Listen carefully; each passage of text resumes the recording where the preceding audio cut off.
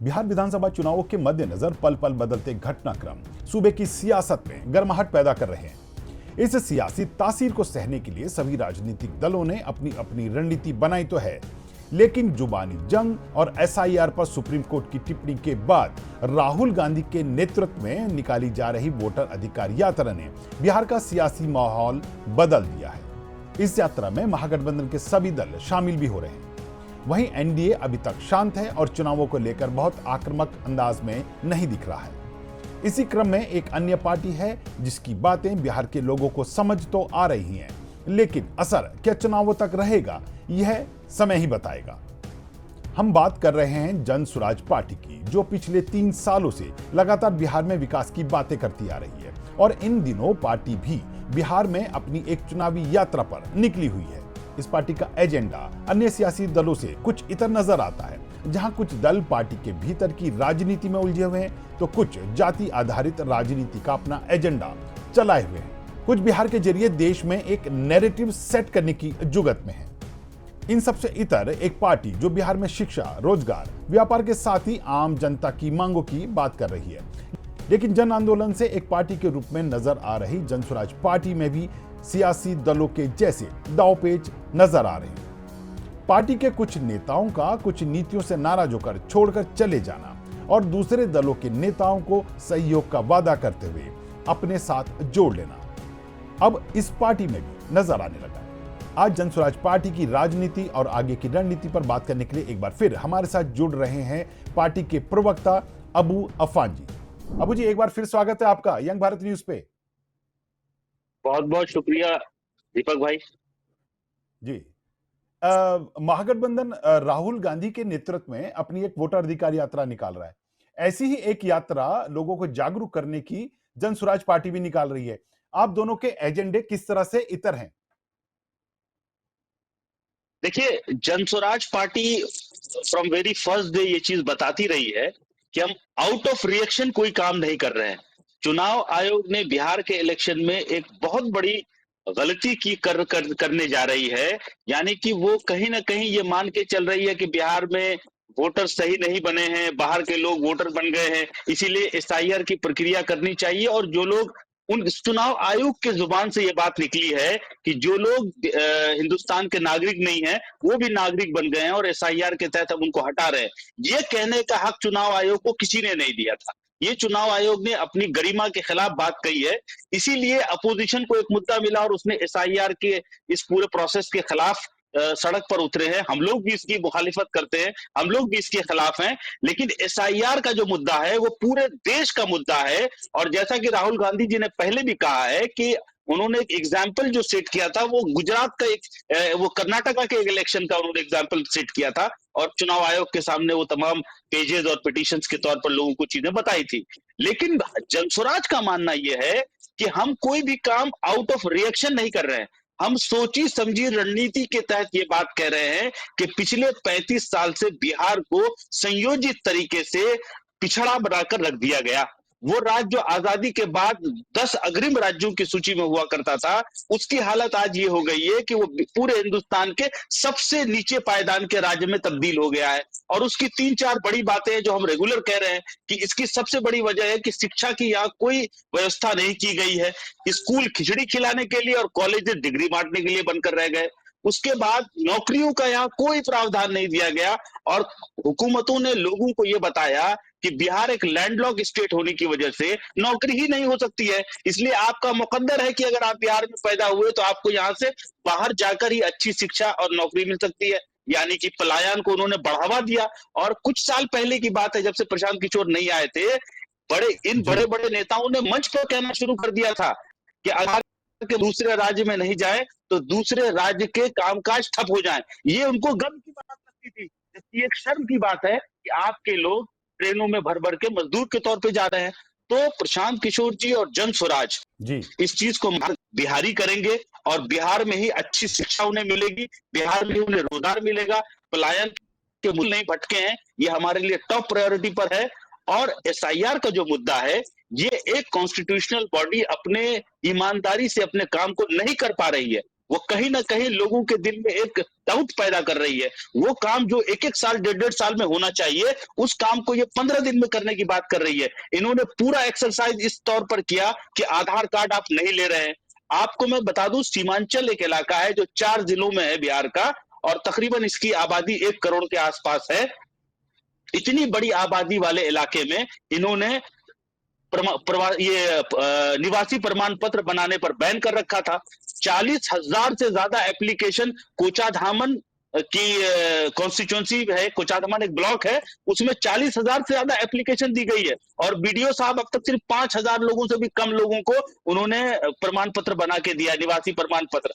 और आधार कार्ड को इन्होंने अभी तक एक्सक्लूड कर रखा है, जबकि सुप्रीम कोर्ट ने साफ लफ्जों में कहा कि आधार कार्ड बुनियाद है सारे डॉक्यूमेंट की। आप आधार कार्ड को कैसे मना कर सकते हैं? आप आधार कार्ड को लीजिए। लेकिन इलेक्शन कमीशन ने पूरा प्रोसेस आधार कार्ड को नेग्लेक्ट करके बनवाया है। तो ये सारा गोरख धंधा साफ लोगों के नेताओं को भी दिख रहा है, लोगों को भी दिख रहा है। और सबसे बड़ी बात है जो इस दफा ये हुई है कि बहुत जी आसानी से भाजपा और उसके सहयोगी साथी ये चाहते थे कि हर मुद्दे को हिंदू और मुस्लिम के रंग में रंग दिया जाए, लेकिन प्रशांत किशोर जी के आने के बाद अब ये मुद्दा चल नहीं रहा है। अब इनको हिंदू मुस्लिम के मामलात में फंसा नहीं सकते आप बिहारियों को, बल्कि आपको जवाब जी। देना होगा कि आपकी संस्थाएं क्या कर रही है और हमारे जो मुद्दे हैं उस पर आपकी क्या राय है। तो मैं समझता हूं कि ये लेकिन अबू जनस्वराज की जी, बहुत बड़ी जीत है। जी। जी, लेकिन अबू जी, सुप्रीम कोर्ट और चुनाव आयोग दोनों ही ये कह रहे हैं कि अगर आपकी आपत्तियां हैं तो दर्ज तो कराइए। पार्टी के तौर देखिए पर इस आपकी आपकी पार्टी की ओर से क्या कोई आपत्ति चुनाव आयोग में दर्ज कराई गई है? क्या आपने ऐसे 10 या 15 कुछ लोगों के निकाले हैं डाटा जिनको मृत घोषित कर दिया है और उनके वोटर अधिकार को दिलवाने के लिए आप चुनाव आयोग के पास गए हैं? देखिए इस या आप भी महागठबंधन की तरह, महागठबंधन की जो वोटाधिकार यात्रा चल रही है, उसी की तर्ज पर लोगों को बस राजनीतिक रैलियों से जोड़ रहे हैं? नहीं, देखिए इसमें समझने वाली बात दीपक भाई क्या है, जी, आपकी अगर बताइए। कोई आपत्ति है, आपको कोई आपत्ति है तो वो आपत्ति आपको सबसे पहले बीएलओ के पास देनी है। उसके बाद जी, आपको बीडीओ ऑफिस में जो ऑथराइज लोग हैं उनको, अगर आपकी बहुत बड़ी सूची मिलती है अनियमितता की, तो आपको इलेक्शन कमिश्नर में जाकर ये बात रखनी है। ये प्रोसेस चल जी, रहा है, लेकिन जी, महागठबंधन हो या जनसुराज हो या जो भी इस प्रोसेस से आपत्ति दे रहा है, वो ये कह रहा है right to fundamental right. This is the only fundamental right which is provided to the citizen of this country. आप जी, देखिए आर्टिकल 12 से लेकर 40 तक जितने भी चीजें आपको बताई जाती है, आप कॉन्स्टिट्यूशन के फंडामेंटल राइट का पूरा चैप्टर पढ़ जाइए, उसमें जितनी भी चीजें दी गई है उसमें सिर्फ राइट टू वोट ही एग्जिस्ट करता है, जिसको आप दावे के जी, साथ कह सकते हैं कि भारत का हर नागरिक दे रहा है। उस राइट टू जी, वोट को अगर कोई छीन रहा है, कोई इलेक्शन कमिश्नर हो, सुप्रीम कोर्ट हो, कोई हो, अगर वो आपके राइट टू वोट को छीन रहा है तो उसके लिए तो उसको जवाबदेही देनी पड़ेगी ना। इसलिए तो सुप्रीम कोर्ट ने नहीं कहा कि आपकी आपने 60,000 अगर 60 लाख नाम काटे हैं तो आप बताइए कि उनको क्यों काटा है। आप ये लोगों से, नागरिक से नहीं पूछ सकते। आप समझिए सर, बहुत से बच्चे ऐसे होते हैं जो 1 साल तैयारी करते हैं और जब उनका रिजल्ट आता है तो उनका कोई रिश्तेदार उनको फोन करके कहता है कि भाई तुमने रिजल्ट देखा, तुम्हारा नीट में सिलेक्शन हो गया है। कॉमन बात है, आप सुनते होंगे। लोग अपने इस तरह के दस्तावेज गरीब से गरीब तर आदमी नहीं देख पाता है। सीमांचल के इलाके में अभी पूरे मिथिलांचल में बाढ़ आई हुई है। लोग अपने जानवरों को बचाए, अपने घरों को बचाए, अपने डॉक्यूमेंट को बचाए, या नेट की आपको इंटरनेट पर जाकर वो देखे कि मेरा नाम आया है कि नहीं आया है। ये इतनी बारीक चीजें हैं कि इसको प्रोफेशनल लोग ही कर पाएंगे। और बिहार के अंदर नहीं जो तो हालत है उसमें आप उम्मीद कर सकते हैं कि लोग अपनी गलतियों को देख पाएंगे। वो तो जब वो अबू वोट जी, देने का राइट उनको छीन लिया जाएगा तब पता चल पाएगा। जी भाई। लेकिन अबू जी सुप्रीम कोर्ट ने भी यही बात कही, लेकिन ये कहा कि जो राजनेता लोग हैं, ये आखिर मदद के लिए क्यों नहीं आ रहे? अगर इस तरह की कोई समस्या है, आपने कहा कि वो लोग बहुत ज़्यादा हाइली एजुकेटेड नहीं है, बहुत ज़्यादा टेक्नोक्रेट नहीं है कि जाकर वो अपनी आपत्ति दर्ज करा सकें। तो जन स्वराज पार्टी जो आम जनता की बात करती है, कि आम जनता के पास गई और उनसे पूछा कि आपको क्या कोई आपत्ति है इस एसआईआर से लेके? हाँ, इस पर कर रही है। इस पर बहुत तेजी से, अभी आपको मैं बताऊं कि हम लोगों ने इसीलिए इसी मुद्दे को सामने रखते हुए अभी हमारे जी, पास दो, इस पूरे इलेक्शन में जो सबसे बड़ा जो चैलेंज होता था किसी भी नई पार्टी के लिए वो ये था कि जब पॉलिटिकल पार्टी के तौर पर आपको कोई सिंबल मिलता है, वो सिंबल आप घरों तक कैसे पहुंचाएंगे, लोगों को कैसे बताएंगे, जी और अपने वोटर तक कैसे अपनी जो वादे आप कर रहे हैं, आप जिस तरह का बिहार बनाना चाहते हैं, वो कैसे घर घर तक पहुंचाएंगे। इसके लिए हम लोगों ने जी ऑलरेडी एक कैंपेन शुरू कर रखा है पूरे बिहार में, और उसी कैंपेन जी से इसको मुंसलिक लीडरों की हम लोगों ने पूरी के पूरे जितने भी लोग घरों में जा रहे हैं, उन लोगों को हम लोगों ने जी पूरी तरह से ट्रेनिंग दे रखी है कि ऐसे तमाम लोग जिन किन के बारे में आपको पता चल रहा है, आप उसको जी कलेक्ट करते जाइए, उनके नाम नंबर, और इसको सेंट्रली हम लोग कंपाइल करके उसके बाद इस चीज पर हम लोग इलेक्शन कमिश्नर से जरूरत पड़ी तो उनसे मुलाकात करेंगे। 1 तारीख को ये अपनी जी लिस्ट निकलवा रहे हैं। एक बार इलेक्शन कमिश्नर की लिस्ट आ जाए, फिर जिन जिन की आपत्ति है उन सब की आपत्ति एक साथ मिलकर इसको सड़क पे उतारा जाएगा, क्योंकि एक आदमी का भी अगर राइट टू वोट खत्म होता है तो ये इलीगल जी है, क्योंकि इलेक्शन कमिश्नर को कोई अख्तियार नहीं है कि वो किसी की सिटीजनशिप को तलाशे। सुप्रीम कोर्ट ने बहुत कैटेगोरिकली ये बात कही है। तो ये इलेक्शन कमिश्नर कटघरे में खड़े हो जाएंगे, और अगर ये हम कर रहे होंगे तो जहां एक तरफ दूसरे की मदद होगी, वहीं दूसरी तरफ इलेक्शन कमिश्नर को हम लोग कटघरे में खड़ा कर लेकिन देंगे। लेकिन लेकिन लेकिन अबू भाई, आप सिक्के का एक पहलू बता रहे हैं, दूसरे पहलू को कहने से ये राजनीतिक नेता लोग डर क्यों रहे हैं? सुप्रीम कोर्ट ने यह भी बोला है, चुनाव आयोग ने भी यह कहा है कि अगर ऐसी आपत्तियां हैं तो आप आइए, आप चुनाव आयोग का सहयोग क्यों नहीं कर रहे हैं? ना ही जन स्वराज नहीं, पार्टी, देखिए, ना ही कांग्रेस, ना ही जदयू और इवन भाजपा तक भी। सुप्रीम कोर्ट ने देखिए पूछा कि हम इसमें भाजपा की सिंपल, ओर से क्या कोई आपत्ति दर्ज कराई गई, तो बताया गया कि नहीं, किसी की तरफ से आपत्ति दर्ज ही नहीं कराई जा रही है। तो लोगों के लिए कोई नहीं खड़ा है। हाँ, मुद्दा बनाकर सड़कों पर उसको कैश करने के लिए राजनीतिक दल तैयार है, ऐसा नजर आ रहा है। हाँ, नहीं दीपक भाई, आपकी बात ठीक है, आपका सवाल जायज है, लेकिन मैं इस पे बताऊं, आप एक पूरे सिस्टम को समझिए। सिस्टम ये कहता जी है कि इलेक्शन, जितने भी सिटीजन हैं उसको इलेक्शन रोल बनाने की जिम्मेदारी, कि वो इस बार इलेक्शन दे सकते हैं। जैसे 18 जी साल तक का हिंदुस्तानी अगर है, वो इलेक्शन नहीं दे सकता है, इलेक्शन में वोट में पार्टिसिपेट नहीं कर सकता, वोट नहीं दे सकता है। तो ये इलेक्शन कमिश्नर की जिम्मेदारी है कि जो मर गए हैं उनका नाम करे, छोड़ चुके हैं उनका नाम डिलीट करे, और जो 18 साल को पहुंच गए हैं वो उसको ऐड करे। तो ये पूरा प्रोसेस इलेक्शन कमिश्नर के हाथ में है। अब इलेक्शन कमिश्नर ने ये कहा कि हम एक पहले फर्स्ट डॉक्यूमेंट ड्राफ्ट आपको आपके साथ साझा कर रहे हैं। इसके बाद बहुत सारे लोगों ने आपत्ति जताई कि भाई हमारा तो नाम कट गया, ठीक है, और ये नाम किसका कट गया ये पता ही नहीं चल पा रहा है, क्योंकि ऐसा कोई डॉक्यूमेंट दिया ही जी नहीं। जब सुप्रीम कोर्ट में आर्ग्यूमेंट हुआ तो सुप्रीम कोर्ट ने कैटेगोरिकली कहा कि भाई ये क्या बात हुई, आप जिसका नाम काट रहे जी हैं बताइएगा ना उसका क्यों नाम काटा है। तब उन्होंने 48 जी घंटे के अंदर, ये बात पॉलिटिकल पार्टीज बार बार कर रही थी कि हम कहां से लाए। जैसे राहुल जी ने जी एक बात कही, उन्होंने क्या कहा था, उन्होंने कहा था कि आप जो डॉक्यूमेंट हमें देते हैं वो डॉक्यूमेंट स्कैन कॉपी होती है, यानी फोटो कॉपी होती है, उसको हम लोग एक्सेल पे नहीं ले सकते हैं। एक्सेल पे नहीं लेने की वजह से हमें आइडिया ही नहीं होता है कि कितने लोगों का डुप्लीकेट है और कितने लोगों का नहीं है। ये काम इलेक्शन जी कमिश्नर के हाथ में है। तो सुप्रीम कोर्ट ने कहा कि 65 लाख लोगों का नाम आपने काटा, उसको आप बताइए पहले। अब उन्होंने 65 लाख का नाम दिया है।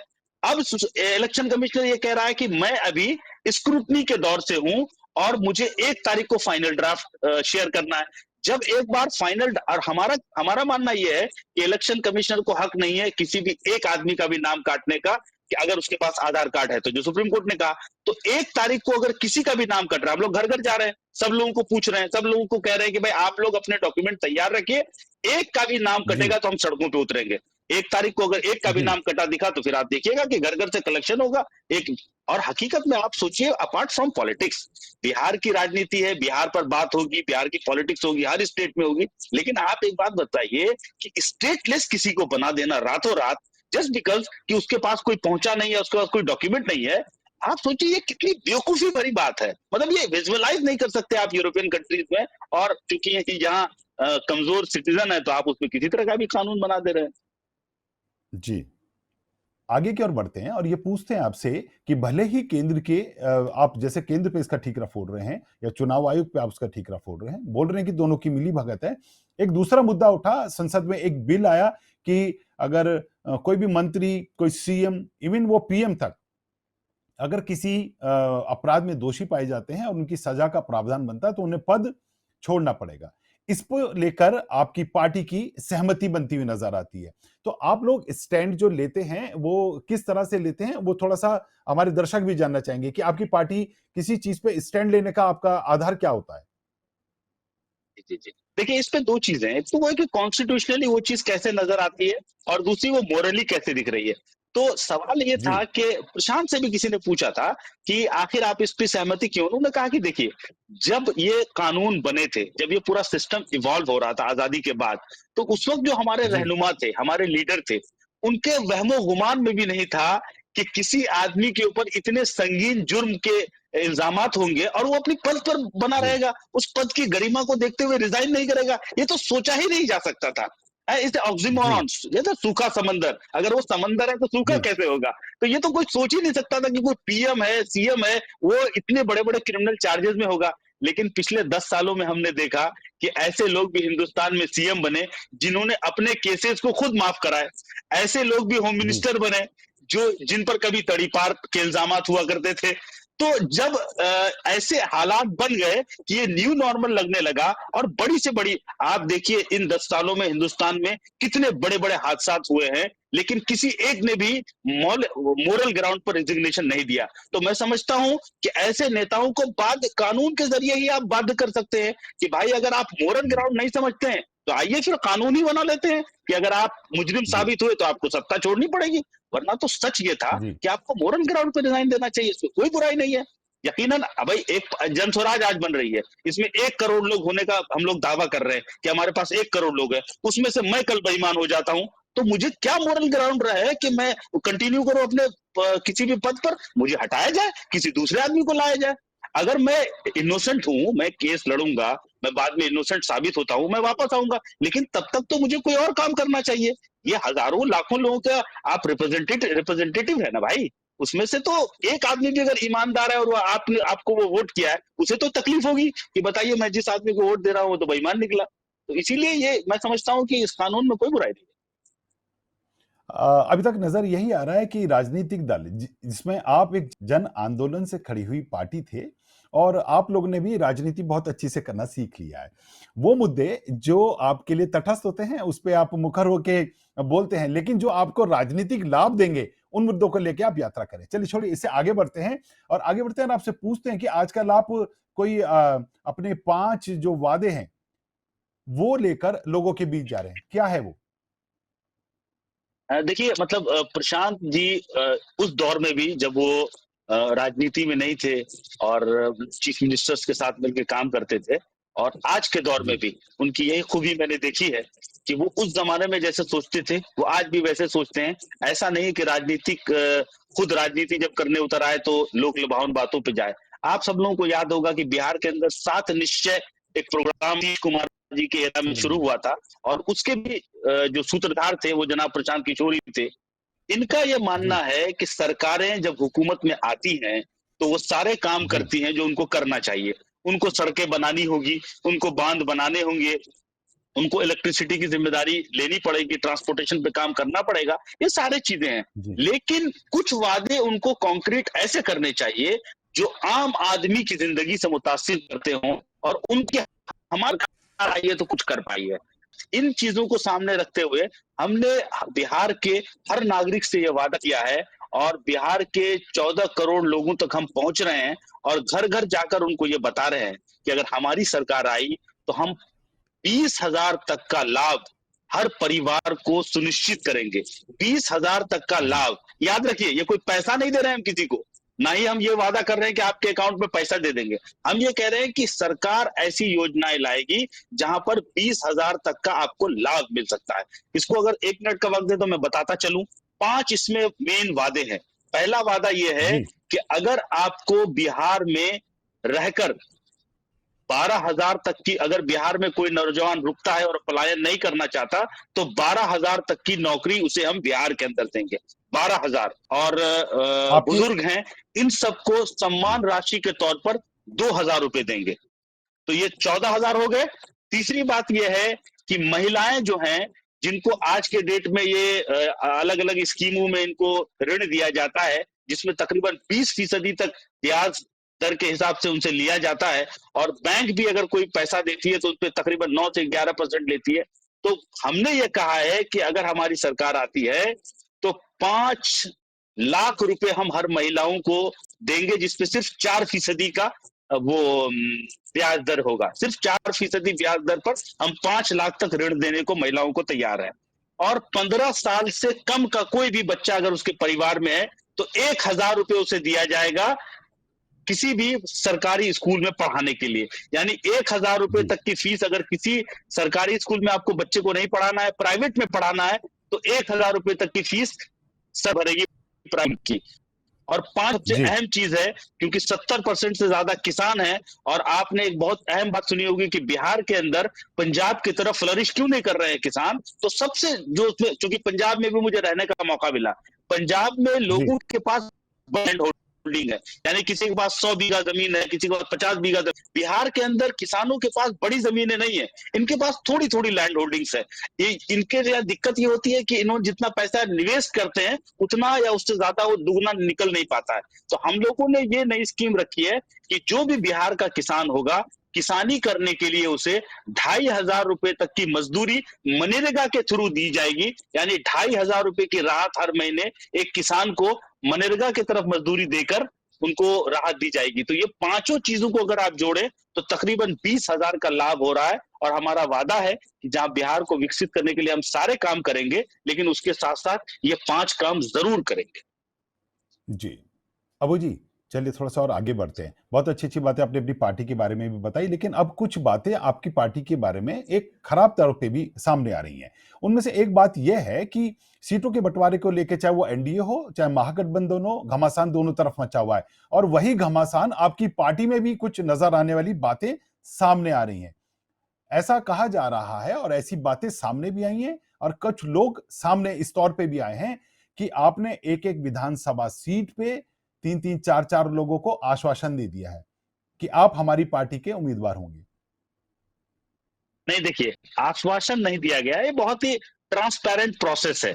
जब ये जनस्वराज बनी थी, क्योंकि जो आदमी पहले दिन से हमारे साथ चल रहा है, हम सब लोगों को ये मान के चलते हैं कि पहली दफा कोई ऐसी व्यवस्था बनकर आ रही है जिसमें सिर्फ वो 12,000 फैमिली के लोग एमएलए नहीं, जो पिछले 40 सालों से लड़ते आ रहे हैं, बल्कि एक गरीब जी मजदूर का बेटा भी अब इलेक्शन लड़ सकता है। और उसके लिए प्रशांत किशोर ने जी कहा है कि अगर कोई गरीब का लड़का भी अपने समाज में बहुत मकबूल है, उसको लोग पसंद करते हैं, सिर्फ वो इसीलिए सियासत में नहीं आ पा रहा है कि उसके पास पैसे नहीं है। तो प्रशांत जी का कहना है कि व्यवस्था की चिंता मत कीजिए, आप अच्छे लोग जी आइए आगे, अपना आवेदन भरिए, और अच्छे लोग जिनमें जो समाज जिनको पसंद करेगा उनको हम देंगे। तो आपको जानकर हैरानी होगी, 12,000 से ज्यादा लोगों ने जन स्वराज के जी 243 सीटों पर लड़ने के लिए आवेदन दिया। 12,000 से ज्यादा लोगों ने। और ये आवेदन कोई नॉन सीरियस लोगों ने नहीं दिया था, बल्कि इन लोगों ने बहुत सोच समझकर, जान के और उस जिम्मेदारी के साथ आवेदन दिया। अब आप सोचिए, 12,000 लोग जिसका आवेदन दिए हों, उसमें 243 लोगों को हमें लड़ाना है। तो यकीनन कुछ बड़े बड़े महारथी भी आपको ऐसे दिखेंगे कि उनको टिकट नहीं मिला, या बहुत से ऐसे। मैं एक लंबे वक्त से प्रशांत जी के साथ हूं, हो सकता है कि मैं चाहत रखूं और मुझे टिकट न मिले, तो मुझे नाउमीदी हो सकती है। लेकिन अगर ये ऐसा होगा तो यकीनन किसी बड़े कॉज के लिए होगा, मुझसे ज्यादा काबिल आदमी मेरे समाज में काम कर रहा होगा, और पूरे सिस्टम की निगाह में लगेगा कि अफान किसी काम के लिए बेहतर है और इलेक्शन किसी और को लड़ना चाहिए, तो यकीनन उसे मौका देना चाहिए। और चूंकि हम लोग इवॉल्विंग स्टेज में हैं और हर जनस्वराजी को यह समझा रहे हैं कि हमारी पहली प्राथमिकता बिहार को बदलने की है। अगर आप एमएलए बन के बदल सकते हैं तो यकीनन आपको मौका दिया जाएगा। अगर आपको इसके लिए मौका नहीं दिया जाता है तो आप जिस काम को लेकर चले उसी काम को कीजिए, बिहार बदल जाएगा तो आपकी मेहनत साकार हो जाएगी। चलिए, आपने जो बात कही कि ठीक है, लोग अपने स्वतः संज्ञान लेके अपनी सीटों के अपनी दावेदारी को छोड़ेंगे अगर उनसे बेहतर है। लेकिन आपकी पार्टी में जो असंतोष बढ़ रहा है, आपके असम कैडर के पूर्व आईपीएस थे अनंत मिश्रा, वो आपकी फ्रंट लाइनर थे, आपके नेता थे, वो छोड़ के चले गए और ज्वाइन किया उन्होंने बीजेपी को। राजनीति आपकी यहां भी देखिए, पूरी हो रही है। नहीं नहीं, आनंद मिश्रा भाई बहुत अच्छे सुलझे हुए आदमी हैं, और काफी जी मतलब अ, बिहार का एक लड़का बिहार से निकलकर असम कैडर में एसपी रहते हैं, कई कई जिलों की जिम्मेदारी निभाते हैं। यकीनन एक जिम्मेदार जी आदमी है वो भी। और यहाँ वो जी आए तो ऐसा था कि उस बीजेपी वजूद में नहीं थी या आरजेडी वजूद में नहीं थी, कांग्रेस वजूद में नहीं थी, ऐसी बात तो जी। है नहीं। सारी पार्टियां उनके साथ थी, उनके सामने थी, वो किसी भी पार्टी में जा सकते थे। लेकिन मैं उनका शुक्रगुजार हूं कि उन्होंने जरूरी नहीं है कि मैं जिस बात को लेके निकला हूं या जैसा मैं समझ रहा हूं हर चीजें वैसी ही हो। जब आप ग्रुप में चलते हैं, गिरोह में चलते हैं, और जब आप दावा करते हैं कि 1 करोड़ लोगों की पार्टी, 1 करोड़ लोगों ने मिलकर एक पार्टी बनाई है, तो हर बात में आप ही की चले या आप हर बात से सहमत हो, ये मुमकिन नहीं है। अगर मेरी पार्टी की 4 अच्छी बातें आप सुन रहे हैं, तो यकीनन मुझे भी आपकी तरफ से 2 कटाक्ष बातें बर्दाश्त करने का कुव्वत रखना होगा, तभी ये इंटरव्यू या ये प्रोग्राम चल सकता है। अगर मैं आपके जी। अच्छी बात पर तो तालियां बजाऊं और आपकी बुरी बात पे नाराज होकर चले जाऊं, तो ये प्रोग्राम नहीं चल सकता। उसी तरह पार्टियों में आपको कुछ चीजें बर्दाश्त करनी पड़ती है, कुछ चीजें आपकी अपनी चलानी पड़ती है, कुछ चीजें 4 आदमी की सुननी पड़ती है। तो मैं समझता हूँ कि वहां शायद उनसे कुछ कमी बेशी रही हो, वरना वो आदमी अच्छे लगे मुझे, मैं उनके साथ रहा हूँ, काम किया हूँ। पूर्व में भी हमारी आपकी बात हुई और पार्टी के अन्य प्रवक्ताओं से भी बात हुई है, तो उस दौरान बात ये सामने आई थी कि जन स्वराज पार्टी कहीं ना कहीं दिल्ली में अरविंद केजरीवाल की आम आदमी पार्टी की तर्ज पर आगे बढ़ रही है। आपने बोला कि आप जनता के बीच जाकर अपने कैंडिडेट खोज रहे हैं, लेकिन बक्सर में लालमुनि चौबे जी के बेटे हेमंत चौबे, जो कि नाराज हैं, बीजेपी के अच्छे बड़े सांसदों में लालमुनि चौबे का नाम रहा है, वो अब आपके साथ जुड़ गए हैं। तो ये यही चलन तो रहता है। क्या आप उन्हें बक्सर से टिकट देने जा रहे हैं इस बार? हाँ, मैं ये कहना चाहता हूँ कि देखिए, जब पॉलिटिकल पार्टी आप बनेंगे और जब बड़े बड़े लोग आपसे जुड़ने की ख्वाहिश जाहिर करते हैं, तो एक पैरामीटर होता है पॉलिटिक्स में कि अब ग्राउंड पे आपकी एक्सेप्टेबिलिटी बन रही है। अगर ग्राउंड पे हमारी एक्सेप्टेबिलिटी बन रही है, तो ये अवाम की दी हुई ताकत है, ये किसी नेता की दी हुई ताकत नहीं है। तो अगर आज कोई हमसे जुड़ रहे हैं, तो वो हमारी ताकत पर हमसे जुड़ रहे हैं। और अगर उनके इलाके में उनके लोग वहां पर उनको पसंद करेंगे और वो जनस्वराज के तमाम लोग कहेंगे कि नहीं भाई इनको मौका देना चाहिए, इन्हें मौका मिल सकता है, बड़े आदमी है। लेकिन ये कोई आधार नहीं है कि आप पहले किसी बड़े पार्टी में कोई बहुत बड़ी पद पर थे या कोई बहुत बड़े पॉलिटिकल घराने से जुड़े हैं और आज जनस्वराज आए तो पहली दावेदारी आपकी बनती है। ऐसा नहीं है, ऐसा नहीं है। जनस्वराज अच्छे प्रोसेस से आगे बढ़ेगा, लेकिन इसमें हरगिज इस बात के लिए मनाही नहीं है कि अगर आप पहले किसी पॉलिटिकल पार्टी में, तो आपको हम लेंगे ही नहीं, या पार्टी में हमारी कोई जगह नहीं। यकीनन उन सबका स्वागत है, ये सब लोग समझदार लोग हैं, लंबे वक्त तक राजनीति किए हैं, जहां हमसे कमी पेशी हो रही होगी वो जरूर हमें बताएंगे, अपने एक्सपीरियंस का हम उनके एक्सपीरियंस का हम फायदा लेंगे। लेकिन ये कोई आधार नहीं है कि आप पहले किसी बड़ी पार्टी में रहे तो आपको प्रायोरिटी दी जाएगी टिकट के लिए या आपका टिकट फाइनल, इस तरह की कोई बात। ये आपकी जो सीटों की पहली लिस्ट जारी होगी, उससे साफ हो जाएगा। पर एक सवाल फिर, आपकी पहली लिस्ट कब तक आ रही है? देखिए, क्योंकि अगर कहा यही जा प्रशांत रहा जी है ने बिहार में क्योंकि कहा यही जा रहा है कि बिहार में अगर सबसे पहले कोई सीटों का अपनी लिस्ट जारी करेगा, तो वो जनसुराज पार्टी होगी। क्या ऐसा होने जा रहा है? बिल्कुल अभी, जी जी बिल्कुल ऐसा ही होने जा रहा है। प्रशांत जी के पास क्या हुआ था कि हम लोग चूंकि शुरू से लोगों के पीछे रहते हैं, ग्राउंड पे ही जाना होता है, पदयात्रा के दौरान लोगों से मिलते रहे, तो लोगों का ये मानना होता था, खासकर पॉलिटिकल लोगों का, कि अरे आप तीसरे नंबर की पार्टी बनेंगे तो आप क्या करेंगे कि जिनको कहीं एडजस्टमेंट नहीं होगा 2 पार्टियों में, उनको आप टिकट दे देंगे। तो उस पर प्रशांत जी ने बहुत कैटेगोरिकली कहा कि अब आप देख लीजिएगा कि तमाम पार्टियों से पहले हम अपनी लिस्ट जारी कर देंगे, तो उससे कोई जी। गुंजाइश ही नहीं रह जाती कि दूसरे पार्टी के लोग आएंगे नहीं आएंगे। और कब तक करेंगे, तो उसके लिए मैं आपको बताऊं कि हमारी 4-5 लेयर की एक कमेटी होती है, ठीक है ना, अलग अलग सोर्स से सबके नाम छन कराते हैं। जैसे होता क्या है, और पॉलिटिकल पार्टी में एक किसी कमेटी को ऑथराइज है, वो चीजें फाइनल करती है। हमारे यहाँ 4 से नाम निकल कर आते हैं, फिर उन नाम को हमारी जो फाइनल अथॉरिटी कमेटी है, जो वो उसके साथ बैठकर और में जाकर उसको फाइनल करते हैं, ठीक है ना। ये बड़ा हैक्टिक प्रोसेस है और बहुत से लोगों से इस प्रोसेस के साथ मिलना पड़ता है, कई रिपोर्ट्स को देखना पड़ता है, तो इसमें जो थोड़ा बहुत टाइम लग जाए, लेकिन उसके बावजूद भी प्रशांत जी की ये बात मैं दोहराना चाहूंगा कि करेंगे सबसे पहले लिस्ट हम ही लोग फाइनल। चलिए अबू जी, ऐसा नजर आता है कि आप जमीन पर तो जो बातें कर रहे हैं, वो जनता के अधिकारों की बातें कर रहे हैं, जो जनता को बहुत पसंद भी आ रहे हैं। पर जब आप एक बंद कमरे में रहते हैं, जो आपकी राजनीति नहीं, आपकी रणनीति का पार्ट है। जब आपकी रणनीति का पार्ट आता है तो आप भी साम दाम दंड भेद सभी तरीके से लगा के आगे बढ़ने की कोशिश करें।